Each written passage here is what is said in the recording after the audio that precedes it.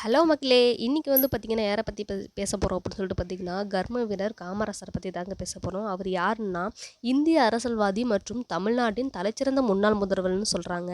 சரி வாங்க இவரோட டீட்டெயில்ஸ் பார்க்கலாம். ஏன் நான் இவர பத்தி பேசுறேன் அப்படின்னு சொல்லிட்டு பார்த்தீங்கன்னா, இன்னைக்கே அந்த கர்ம வீரர் காமராசரோட பிறந்த நாள். ஸோ அதனால தான் நான் பேச வந்திருக்கேன். வாங்க வீடியோக்குள்ள போலாம். கர்ம வீரர் காமராசர் பிறந்த தேதியும், இறந்த தேதியும் கூறுகிறேன். இவர் பிறந்த தேதி பார்த்தீங்கன்னா 15ஆம் தேதி ஜூலை மாதம் 1903ஆம் ஆண்டு. இறந்த தேதி பார்த்தீங்கன்னா 2ஆம் தேதி அக்டோபர் மாதம் 1975ஆம் ஆண்டு. சரிங்க, முழு விவரத்தை பார்ப்போமா? இவர் பார்த்தீங்கன்னா இந்திய விடுதலை போராட்ட வீரரும் அரசியல்வாதிகளில் ஒருவரும் ஆவார். இவர் 13ஆம் தேதி ஏப்ரல் மாதம் 1954ஆம் ஆண்டு முதல் 2ஆம் தேதி அக்டோபர் மாதம் 1963ஆம் ஆண்டு வரை 9 ஆண்டுகளுக்கு மேலாக சென்னை மாநில முதல்வராக பதவி வகித்தார். 1964ஆம் ஆண்டு முதல் 1967ஆம் ஆண்டு வரை இந்திய தேசிய காங்கிரசின் தலைவராக பணியாற்றினார்.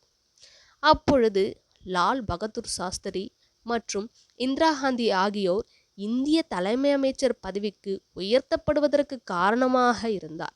இதன் காரணமாக 1960களின் இந்திய அரசியலில் இவர் கிங் மேக்கர், அரசர்களை உருவாக்குபவர் என்று அழைக்கப்பட்டார்.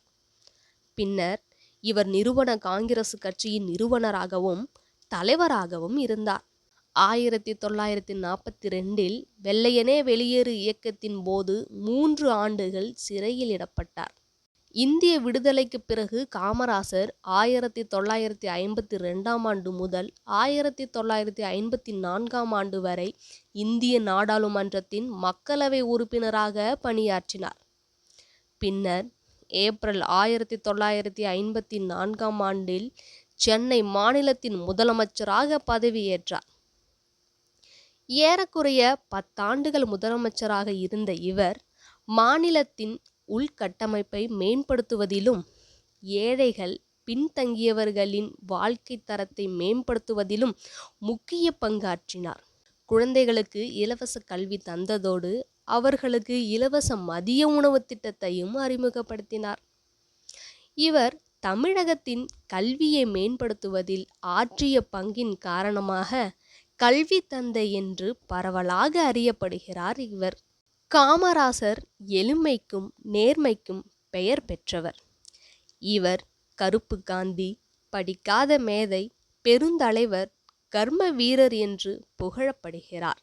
காமராசரின் மறைவுக்கு பின் 1976ஆம் ஆண்டில் இந்திய அரசு இவருக்கு மிக உயரிய விருதான பாரத ரத்னாவை வழங்கி சிறப்பித்தது.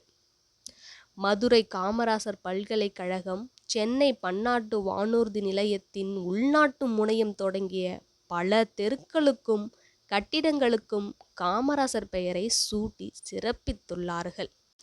நன்றி, வணக்கம்.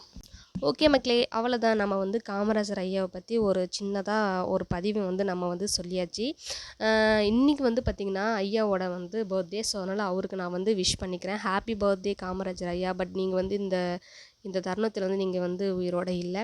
ஸோ அது அதை நினச்சி நான் ரொம்பவே வருத்தப்பட்டேன். ஓகே மக்களே, உங்களுக்கு நான் பேசுனது உங்களுக்கு பிடிச்சிருந்துச்சி அப்படின்னா கொஞ்சம் லைக் பண்ணுங்கள், ஷேர் பண்ணுங்கள், கமெண்ட் பண்ணுங்கள். முக்கியமாக என்னோடய சேனலுக்கு சப்போர்ட் பண்ணுங்கள் மக்களே.